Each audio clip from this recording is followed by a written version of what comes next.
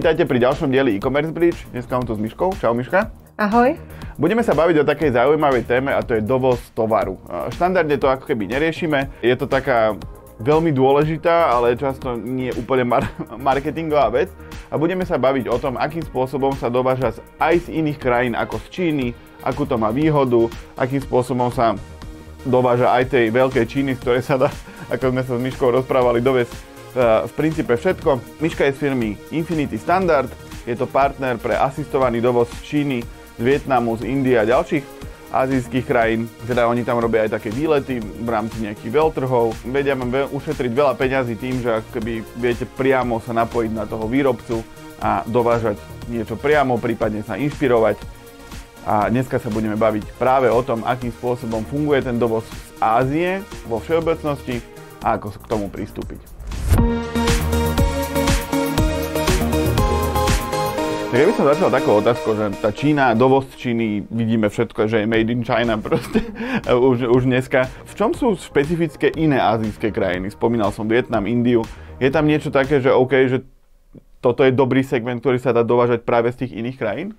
Tie segmenty tam sú, ale ono stále je Čína továrňou sveta a väčšina tých najmä tovarov s pridanou hodnotou, ako je vzduchotechnika, klimatizácie, environmentálne technológie alebo nejaké výrobné linky, to je stále dovážané z Číny, pretože inde sa to zatiaľ nevyrába, ale ostatné azijské krajiny, najmä juhovýchodná a južná Ázia, vo veľkom začínajú konkurovať Číne, čo sa týka elektroniky, hračiek, kancelárskych potrieb a napríklad šperkov alebo kožených výrobkov a textilu, pretože tie výrobné náklady sú tam výrazne nižšie. Ja som napríklad počul, že Bangladeš napríklad, že tam sa veľmi rieši textil, akože jedna vec je tá ekologická stránka veci a tá ľudskoprávna a tak, ale ako keby v Bangladeši je špecialista napríklad na textil, keby to niekto riešil? Áno, textil a tiež obuv. Každá tá krajina sa špecializuje na niečo iné, vo veľa prípadoch si už aj konkurujú. Napríklad Vietnam a India sú takí ťahúni, oni sa veľmi snažia aj prispôsobujú infraštruktúru a snažia sa prebrať aj tie vyššie pridané hodnoty od Číny. Čiže napríklad Vietnam už teraz robí vo veľkom elektroniku, nejaké difúzery, dajme tomu nabíjačky, teraz začínajú vyrábať laptopy a mobilné telefóny. Okrem toho sú veľmi dobrí v nábytku, najmä ratanový nábytok, kancelárske potreby. Potom India, tá sa špecializuje na obklady, jednoduchšiu poľnohospodársku techniku, taktiež napríklad kožené výrobky, tiež textil. A potom máme napríklad Indonéziu, ktorá je dobrá vo chemikáliách. Thajsko, okrem toho, že vyváža potraviny a tiež nejakú drobnú elektroniku, tak ono je ako Slovensko, čo sa týka skladania automobilov v juhovýchodnej Ázii, čo znamená, že sa stadiaľ dovážajú autosúčiastky napríklad. Čiže ako keby každá z tých krajín sa na niečo špecializuje, ono to je nejak podporované nejakou vládou, alebo nejak sa to samo vykryštalizovalo, že bude India robiť malé poľnohospodárske stroje. Aký je ten kľúč toho, že ktoré krajiny sú na čo zamerané? Pochádza to aj z histórie, pretože veľa tých krajín už niektoré tie výroby realizovalo predtým. No a samozrejme je to aj ovplyvnené vládnymi programmi, ale vo veľkej miery je to ovplyvnené aj Čínou, ktorá sama investuje po celej Ázii.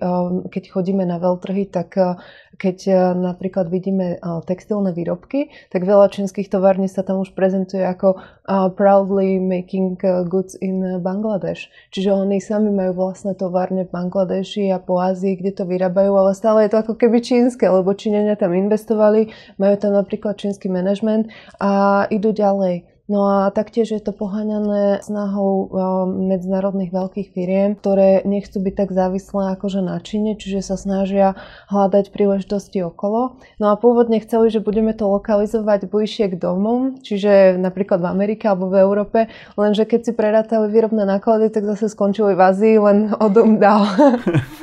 A myslíš, že to je ako keby bezpečnejšie, že keď hľadajú, že nejaká firma, výrobná firma je závislá na dodávkach z Číny a hľadajú diverzifikáciu, však to je normálne od tej koronakrízy, neviem čo všetkého, tak každý chce mať plán B, C, D. Je to ako keby, keď je čínska firma vo Vietname, tak je to diverzifikácia, alebo keby sa niečo pokazilo v Číne, tak aj tak sa to pokazuje aj vo Vietname? Ťažko povedať, ale ono nie je to tak, že gro tých investícií, ktoré sú teraz v juhovýchodnej a južnej Ázie, sú čínske.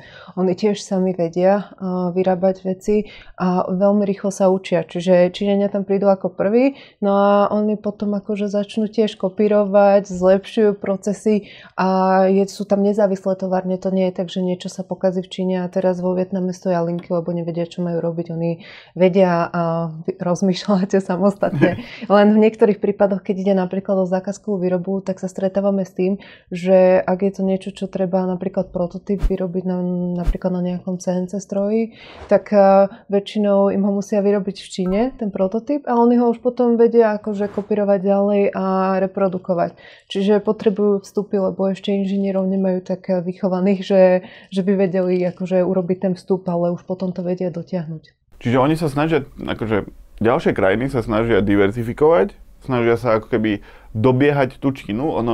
Kde sa stala tá chyba? Lebo ako keby Čína ešte v 90. rokoch nebola tam, kde je teraz. Oni ako keby ten hokejkový graf proste, že oni len po 90. rokoch začali ako keby tak exponenciálne rásť. Tie krajiny zaspali a snažia sa oni sú teraz v tých 90. rokoch a snažia sa dobehnúť tú Čínu, že môžeme očakávať, že tá hegemónia Číny bude končiť tým, že ju budú dobiehať iné azijské krajiny? Ja si myslím, že sa to skorej preskupí, pretože Čína už teraz, keď tam vlastne starne populácia, výrobné náklady sú relatívne vysoké oproti iným azijským krajinám, tak oni si sami povedali, že sa chcú špecializovať na vysokú techniku, čiže nástroje, zariadenia, linky, technológie ako také. Čiže oni už ani nemajú záujem vyrábať akože také tie úplne jednoduché tovary. Napríklad pri textile je momentálne Čína pod 40%, čo sa týka svetovej produkcie, kým pred 30 rokmi to bolo 70-80%. Čiže oni tiež nemajú záujem udržiavať výrobu, ktorá je neekonomická pre nich. A tie ostatné azijské krajiny, tam si treba uvedomiť, že napríklad Kambodža a Vietnam, tak oni ešte v 90. rokoch mali občianske vojny.